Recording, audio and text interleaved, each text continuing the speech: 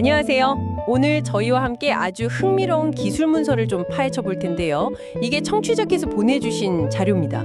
네네. 내용은 뭐냐면요. 37rpm이라는 속도. 이게 사람이 그냥 천천히 걷는 정도? 그 정도 속도를 300rpm까지. 그러니까 꽤 빠른 속도로 확 끌어올리는 약 8배 이상 증속시키는 유성기어 시스템 설계에 대한 겁니다. 이야, 8배 증속이요? 쉽지 않은데요. 그렇죠. 어떻게 이런 뭐랄까 마법 같은 속도 변화가 가능한 건지 이 설계 문서 속으로 한번 깊이 들어가 보시죠. 네, 좋습니다. 이번 탐구의 그 핵심 목표는요, 이 설계 자료를 통해서 유성기어 시스템이 기본적으로 어떻게 돌아가는지, 특히 그 네 가지 핵심 부품 있죠. 네 가지요? 네, 태양기어, 유성기어, 링기어, 그리고 얘들을 이렇게 묶어주는 캐리어. 이 역할들을 좀 이해하는 거고요. 그리고 주어진 과제, 그러니까 37rpm 입력을 300rpm 출력으로 바꾸는 거잖아요. 네, 약 8.1대1 비율이죠. 그렇죠. 그 증속비를 어떻게 달성했는지 그 설계 전략하고 계산 과정을 명확히 파악하는 데 좀 집중해 보겠습니다. 이게 또 재밌는 게 어떤 부품을 고정시키고 또 어디로 동력을 넣고 빼느냐에 따라서 완전 다른 기계가 되거든요. 그 점이 정말 매력적인 것 같아요. 진짜 레고 블럭처럼 어떻게 조립하느냐에 따라 완전히 다른 결과물이 나오는 느낌? 네, 딱 그렇습니다. 자, 그럼 이 설계 과정을 한번 차근차근 풀어보죠. 먼저 유성 기러 시스템, 이름부터가 재밌는데 이게 기본적으로 어떻게 생겼는지부터 좀 짚어볼까요? 네, 이름 참 잘 지었죠. 그 이름 그대로 중심에는 항성, 그러니까 태양기어, 선기어가 딱 자리 잡고 있습니다. 태양기요. 네, 그리고 그 주위를 행성처럼 여러 개의 유성기어들이 뱅글뱅글 돌고요. 이 유성기어들은 또 캐리어라는 부품의 축으로 이렇게 연결돼서 같이 움직여요. 캐리어요. 네, 그리고 이 모든 걸 가장 바깥에서 이렇게 싹 감싸고 있는 게 바로 링기어입니다. 와, 진짜 태양계를 축소해 놓은 듯한 그런 구조네요. 그렇죠. 비유가 아주 적절합니다. 이 네 가지 부품, 태양, 유성, 캐리어, 링. 이 네 가지를 어떻게 조합하고 또 어떤 부품을 움직이지 않게 딱 고정시키느냐, 여기에 따라서 감속도 되고 또 오늘 저희가 볼 것처럼 증속도 된다는 거죠. 맞습니다. 가장 흔하게 볼 수 있는 유성기어 감속기 같은 경우는요. 보통 가장 바깥쪽 링 기어를 그 기계 케이스 같은 데다 고정시켜버립니다. 링 기어를요? 네. 그리고 중심에 있는 태양 기어에 모터 같은 동력을 연결해요. 이게 입력이죠. 그리고 유성 기어들을 회전시키는 그 캐리어 있잖아요. 거기서 동력을 빼내서 즉 출력으로 사용합니다. 이렇게 하면 입력보다 출력이 느려져요. 즉 감속이 일어나는 거죠. 속도는 느려지고 대신 힘, 토크는 커집니다. 대부분의 로봇팔 관절이나 자동차 변속기 같은데 이런 원리가 많이 쓰이죠. 그렇군요. 그리고 제공해주신 문서에도 이 방식 말고 다른 조합들, 예를 들면 태양기어를 고정하거나 캐리어를 고정했을 때 그때 기어비가 어떻게 달라지는지 공식으로 설명이 돼 있어요. 공식이요? 네. 예를 들어 링기어를 고정하면 기어비 G가 1 플러스 NR, NS 이렇게 되고 캐리어를 고정하면 G 이꼴 NR, NS 이런 식으로요. 여기서 N은 톱니수를 말하는 거고요. R은 링기어, S는 태양기어. 잠깐만요. 방금 공식에 마이너스 부호가 붙는 경우가 있다고요? 그건 어떤 의미인가요? 방향인가요? 오, 예리하십니다. 네, 맞아요. 기어비 공식에서 그 부호는 입력축하고 출력축의 회전 방향 관계를 나타냅니다. 플러스면 같은 방향으로 도는 거고 마이너스면 서로 반대 방향으로 돈다는 뜻이에요. 아하. 어떤 부품을 고정하고 입출력으로 쓰냐에 따라서 회전 방향도 이렇게 달라질 수 있는 거죠. 그렇군요. 재밌네요. 자, 그런데 오늘 저희가 다루는 이 설계의 핵심은 일반적인 감속이 아니라 정반대로 속도를 8배 이상, 그러니까 37rpm에서 300rpm으로 증속시켜야 한다는 점입니다. 네, 그게 포인트죠. 이건 보통의 유성기어 사용법하고는 완전히 다른 도전인데 청취자께서 주신 자료에서는 이 어려운 문제를 어떻게 풀었을까요? 뭔가 일반적인 상식을 좀 뒤집는 그런 접근이 필요했을 것 같은데요. 정확합니다. 속도를 높이는 증속을 위해서는 감속기랑은 다른 부품 조합이 필요해요. 제공된 설계 자료를 보니까 여러 가지 가능성 중에서 캐리어를 고정하는 방식을 택했더라고요. 캐리어를 고정한다고요? 보통은 링기어를 고정하는데? 네, 여기서는 캐리어를 딱 묶어둡니다. 이 구성에서는 중심의 태양기어가 입력축이 돼서 37rpm으로 돌고요. 그리고 가장 바깥쪽에 링기어가 출력축이 돼서 300rpm으로 돌게 됩니다. 와. 그러니까 유성 기어들을 지지하는 그 캐리어를 꽉 잡아두고 태양 기어를 돌리면 링 기어가 훨씬 빠르게 도는 그런 구조인 거죠. 아하. 그러니까 보통 쓰는 방식이랑 완전히 역할을 뒤바꾼 거네요. 보통은 링기어 고정하고 캐리어로 출력인데 여기선 캐리어 고정하고 링기어로 출력. 바로 그겁니다. 발상의 전환이죠. 이 경우에 적용되는 기업이 공식은 아까 말씀드린 G는 -NR/NS 이거고요. 네, 마이너스 붙는 거. 네, 여기서 음수부호는 입력인 태양 기어랑 출력인 링 기어가 서로 반대 방향으로 돈다는 걸 의미하고요. 우리가 목표로 하는 증속비가 317, 계산해 보면 약 8.108 정도 되거든요. 네, 8.1 정도. 그러니까 이 공식의 절대값, 즉 G는 NR분의 NS, 링교 톱니수 나누기 태양교 톱니수, 이게 약 8.1이 되는 톱니스 조합을 찾아야 하는 그런 과제가 주어진 겁니다. 결국 핵심은 일반 감속기랑 정반대로 캐리어를 묶어두고 태양기어 회전을 링기어로 뽑아서 속도를 높인다. 이 아이디어였던 거죠. 네, 기어비가 링기어와 태양기어의 톱니스 비율 NR/NS로 결정된다는 건 이제 알겠습니다. 그런데 목표 비율인 8.1, 이걸 딱 맞추면서 동시에 모든 기어, 그러니까 태양기어, 링기어, 그리고 그 사이에 껴있는 유성기어까지 전부 톱니수가 정수여야 한다는 조건까지 만족시켜야 하잖아요. 그렇죠. 그게 어렵죠. 이건 정말 까다로운 퍼즐 맞추기 같은데요. 그냥 비율만 맞추면 되는 게 아니라 혹시 자료에 보면 정확하게 8.1 비율 맞추기가 좀 어려워서 약간 타협해야 했다거나 뭐 그런 과정이 나와 있나요? 네, 아주 정확하게 보셨습니다. 실제 설계에서는 바로 그 부분이 제일 어렵습니다. 목표 비율에 근접하면서도 모든 기어 톱니수가 정수가 되는 조합, 이걸 찾는 과정이죠. 문서에 그 시행착오 과정이 잘 나와 있어요. 예를 들어서 태양기어 톱니수를 NS를 12개라고 한번 가정해보죠. 네, 12개. 그러면 목표 비율 8.1을 곱하면 링기어 톱니수 NR은 12 곱하기 8.1, 97.2개가 필요해요. 97.2개. 콩기가 0.2개 있을 순 없으니까 이건 안 되겠네요. 그렇죠. 탈락입니다. 그럼 이번에는 비율을 정확히 8.1로 만드는 조합을 한번 시도해 볼 수 있어요. 예를 들어 링기어 81개, NR이 81, 태양기어 10개, NS가 10. 이러면 81, 10은 8.1, 딱 맞죠? 오, 딱 떨어지네요. 하지만 여기서 끝이 아니에요. 말씀하신 대로 유성기어의 톱니수도 NP도 정수여야 하거든요. 아, 유성기어까지. 네. 유성기어는 태양기어와 링기어 사이에 맞물려 돌아가는데 그 톱니수 NP는 이 구성에서는 NR/NS2라는 관계식을 만족해야 합니다. 아, 그런 관계식이 있군요. 네. 그래서 이 조합 NR은 81, NS는 10인 경우에 NP를 계산해보면 81, 10, 2는 71, 2는 30.5개. 또 정수가 안 나오죠. 아, 아쉽네요. 유성기어도 실제 기어니까 톱니수가 소수점일 순 없죠. 아하. 그러니까 태양기어랑 링기어의 비율도 맞아야 하고 또 그 둘의 톱니수 차이를 2로 나눈 밥, 즉 유성기어 톱니수까지 세 가지가 전부 딱 맞아떨어지는 정수 조합을 찾아야 하는 거군요. 와, 정말 쉽지 않았겠는데요? 맞습니다. 그래서 문서에서는 여러 조합을 검토한 끝에 최종적으로 태양기어 톱니수 NS를 11개, 링기어 톱니수 NR을 89개로 선택했습니다. 11개랑 89개요? 뭔가 소수 같은데요? 네, 그렇죠. 이 조합으로 기어비를 계산해보면 NR, NS는 89, 11이니까 약 8.0909 이렇게 나옵니다. 목표치인 8.1에 아주 근접하죠. 한 0.1% 정도 오차예요. 오, 거의 정확하네요. 그리고 가장 중요한 점. 이 조합으로 유성기어 톱니수를 계산하면 NP 에코렘 89 정수가 딱 됩니다. 와, 11개, 89개, 39개 다 정수로 떨어지네요. 이걸 찾아낸 거네요? 네. 이 11개, 89개 조합을 찾아낸 것이 이 설계의 아주 영리한 부분 중 하나라고 할 수 있습니다. 목표 비율에도 가깝고 모든 조건도 만족시키니까요. 실제 기어 설계에서는 이런 최적의 정수 톱니 조합을 찾는 게 정말 중요한 과정입니다. 자, 그럼 이제 톱니수가 다 정해졌습니다. 태양기어 11개, 링기어 89개, 유성기어 39개. 그럼 이 숫자들을 가지고 실제 기어의 크기를 정해야 할 텐데요. 설계문서에 보니까 모듈이라는 개념이 등장하던데 이건 어떤 역할을 하는 건가요? 그리고 이 시스템을 돌리는 모터가 이마력, HP라고 했잖아요.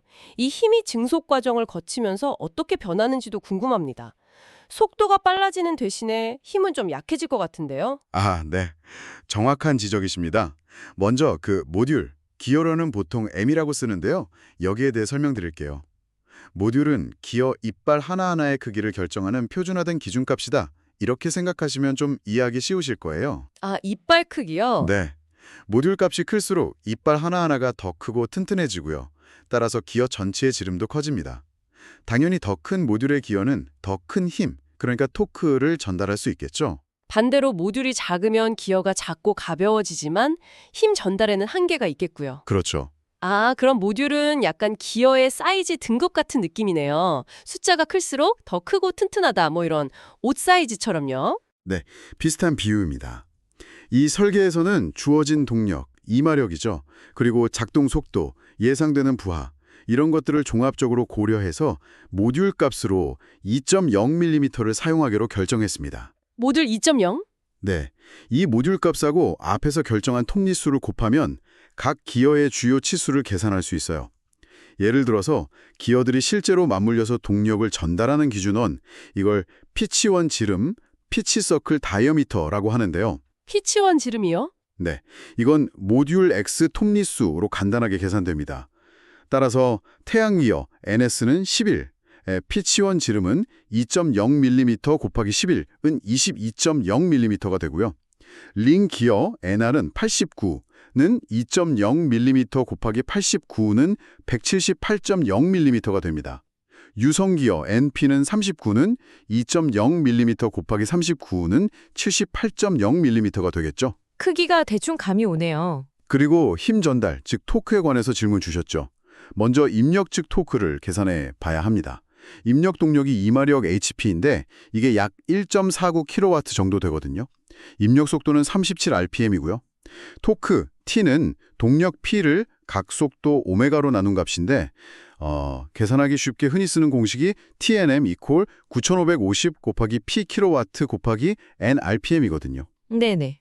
이걸 이용하면 입력 토크 TN인 equal 9550 곱하기 1.49 곱하기 37 계산하면 약 384.4Nm 정도 나옵니다. 꽤 큰 값이죠. 384.4 뉴턴미터면 감이 잘 안 오는데 어느 정도 힘인가요? 2m 길이 막대 끝에 약 39kg짜리 물체를 매달아 놓은 것과 같은 회전력이죠. 잘라주면 이 힘은 어떻게 되나요? 우리가 자전거 기어 변속할 때 보면 고단 기어, 그러니까 빠른 기어로 바꾸면 페달 밟기가 훨씬 힘들어지잖아요. 힘은 줄어드는 거겠죠? 맞습니다. 정확히 그 원리예요. 증속기에서는 속도가 빨라지는 대신 토크는 그 비율만큼 줄어드는 게 기본 원리입니다. 아주 이상적인 경우라면 토크는 기업이 아까 약 8.09였죠? 그만큼 딱 줄어들겠지만 실제로는 기어가 맞물려 돌면서 마찰 같은 걸로 에너지 손실이 생겨요. 아, 효율 문제군요. 네, 이걸 효율로 고려해야 합니다.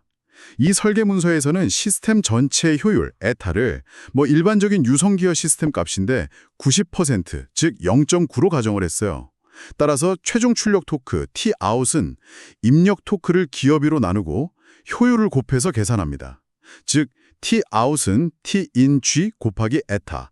이 공식에 따라서 384.4nm 곱하기 8.09 곱하기 0.9 이걸 계산하면 약 42.7nm 정도 될 것으로 예상합니다. 42.7nm. 입력 토크의 거의 19분의 1 정도로 줄었네요. 네, 그렇죠. 이 설계에서 선택된 모듈 2.0mm는 아마도 이 정도의 출력 토크를 충분히 견디면서도 기구 전체가 너무 크거나 무거워지지 않도록 하는 적절한 균형점에서 선택된 값으로 보입니다. 자, 그럼 이제 설계의 핵심적인 내용들은 거의 다 파악된 것 같습니다. 한번 정리해 볼까요? 37rpm 입력을 300rpm 출력으로 바꾸기 위해서 일반적인 감속기와는 반대로 유성기어 시스템에서 캐리어를 고정하는 방식을 썼다. 네, 그게 첫 번째 핵심이었죠. 그리고 목표 기호속비 약 8.2를 구현하기 위해 톱니수 조합을 찾는 과정을 거쳐서 태양기어 11개, 링기어 89개를 선택했다. 실제 기어비는 약 8.09. 맞습니다. 이 둘 사이에 들어가는 유성 기어는 자연스럽게 39개가 되었고요. 마지막으로 이 기어들이 충분한 힘을 전달하면서도 적절한 크기를 갖도록 모듈은 2.0mm로 결정했다. 네, 정확합니다. 이걸로 이제 실제 부품을 만들기 위한 기본 뼈대는 다 갖춰진 셈이네요? 맞습니다. 이 핵심 재원들, 그러니까 톱니수하고 모듈이 쫙 결정되면 이걸 바탕으로 실제 기기를 만들기 위한 상세한 도면을 그릴 수 있게 되는 거죠. 설계 문서에는 이런 도면 제작에 필요한 추가적인 정보들도 포함되어 있습니다. 예를 들어서 기어 이빨들이 서로 맞물리는 부분의 두께, 이걸 치폭, 페이스 위드라고 하는데요. 아, 치폭. 네, 치폭은 20mm로 설정을 했어요. 치폭이 넓을수록 더 큰 힘을 전달하는 데 유리하거든요. 또 기어 이빨의 각도인 압력각은 뭐 특별한 경우가 아니면 표준으로 쓰는 20도를 적용했고요. 그리고 태양기어 중심이랑 유성기어 중심 사이의 거리, 중심 거리는 아까 계산한 피치원 지름들을 이용해서 계산하면 DS 플러스 DP2는 22 플러스 78,2는 50mm가 나옵니다. 이런 치수 정보들이 전부 도면에 기입되어야 합니다. 아까 재질에 대한 언급도 있었던 것 같은데요. 아무래도 계속 회전하면서 힘을 받아야 하니까 튼튼해야 할 텐데요. 네, 맞습니다. 재질 선택은 정말 중요하죠. 기어의 수명과 성능에 직결되는 요소니까요. 문서에서는 충분한 강도하고 내마모석을 확보하기 위해서 SCM315, 이게 크롬몰리벤 강이거든요. 아니면 SCM435 같은 합금강 사용을 권장하고 있습니다. 합금강이요. 네, 특히 이빨 부분은 계속 맞물리니까 마모되기 쉽잖아요. 그래서 열처리 히트 트리트먼트 과정을 통해서 표면 경도를 확 높여서 내굴성을 형상시키는 게 일반적입니다. 이런 상세한 재원과 재질 정보들을 모두 종합해서 이제 CAD 같은 설계 프로그램을 이용해서 전체 시스템이 어떻게 조립되는지 보여주는 조립도, 내부 구조를 자세히 볼 수 있는 단면도, 그리고 태양기어, 유성기어, 링기어, 캐리어 등 각 부품을 어떻게 만들어야 하는지 알려주는 부품 상세도, 이런 것들을 작성하게 됩니다. 도면 작업이 남았군요. 그렇죠. 이 도면에는 제작에 필요한 모든 정보, 예를 들면 각 부분의 정확한 치수, 허용되는 오차 범위, 공차, 사용하는 재질, 표면 처리 방법, 이런 것들이 명확하게 다 기입되어야 비로소 실제 제작에 들어갈 수 있는 거죠. 네. 오늘 저희는 청취자께서 제공해 주신 이 기술 문선을 통해서 37rpm이라는 느린 속도를 300rpm으로 8배 이상 증폭시키는 유성기어 증속 시스템의 설계 과정을 함께 따라가 봤습니다. 일반적인 감속기와는 달리 캐리어를 고정하는 그 독특한 아이디어부터 시작해서 목표 비율과 정수 톱니수라는 제약을 동시에 만족시키는 조합을 찾아내고 태양 11, 링 89, 유성 39였죠? 네, 그 조합이 핵심이었죠. 그리고 기어의 크기와 강도를 결정하는 모듈 2.0mm를 선택하고 마지막으로 힘의 변화까지 계산하는 과정을 쭉 보니까 복잡해 보였던 기계 설계의 핵심 논리하고 또 그 재미를 좀 엿볼 수 있었던 것 같습니다. 네, 오늘 살펴본 설계 과정은 주어진 속도와 동력 조건을 만족시키기 위한 기구학적인 계산하고 기계 요소 설계, 이걸 중심으로 이루어졌습니다. 기어비 설정, 톱니수 조합 최적화, 모듈 및 치수 결정, 토크 계산, 이런 것들이 그 핵심이었죠. 그런데 이 설계 문서를 바탕으로 여기서 한 걸음 더 나아가서 생각해 볼 만한 흥미로운 질문이 하나 있습니다. 오, 어떤 거죠? 이 자료에서는 기어 재질로 SCM415나 SCM435 같은 일반적인 합금강하고 열처리를 권장했잖아요. 네, 그랬죠. 이건 아마도 상온의 평범한 환경에서 작동하는 걸 전제로 한 거겠죠. 하지만 만약에 이 증속 시스템이 예를 들어 영하 수십 도의 아주 추운 극저온 환경이나 반대로 수백 도에 달하는 고온 환경에서 작동해야 한다면 어떨까요? 아, 환경이 달라진다면? 그렇죠. 재질이 열 때문에 늘어나거나 줄어들 수도 있고 또 낮은 온도에서는 깨지기 쉬워지는 성질, 이걸 저온 취성이라고 하는데요. 이런 것 때문에 지금과는 전혀 다른 특수 재질을 고려해야 할 수도 있습니다. 하긴 그렇겠네요. 재료 자체가 달라져야 할 수도 있겠군요. 그렇습니다. 또는 문서에서 가정한 효율 90%보다 훨씬 더 높은, 예를 들어 98% 이상의 초고효율이 요구되는 특수한 상황이라면 또 어떨까요? 효율을 더 높여야 한다면요? 네, 단순히 기어의 형상 설계만으로는 달성하기 어려울 수 있어요. 이빨 표면의 마찰을 극단적으로 줄이기 위한 어떤 특수 코팅 기술이라든지 아니면 머리카락 굵기보다 더 정밀한 가공 기술 또는 극한 환경에서도 성능을 유지하는 고성능 윤활유의 선택 같은 것들. 그러니까 재질, 가공, 윤활 방식까지도 지금과는 완전히 다른 접근이 필요할 겁니다. 와, 고려할 게 훨씬 많아지네요. 네. 이처럼 실제 시스템이 사용될 환경의 제약 조건이나 성능 요구사항은 오늘 우리가 살펴본 순수한 기계적인 설계를 넘어서는 또 다른 차원의 중요한 고려사항이 되는 거죠. 오늘 분석한 이 자료를 바탕으로 이런 추가적인 요소들이 설계에 어떤 영향을 미칠지 더 깊이 탐구해 보시는 것도 여러분의 지식을 확장하는 좋은 방법이 될 것 같습니다.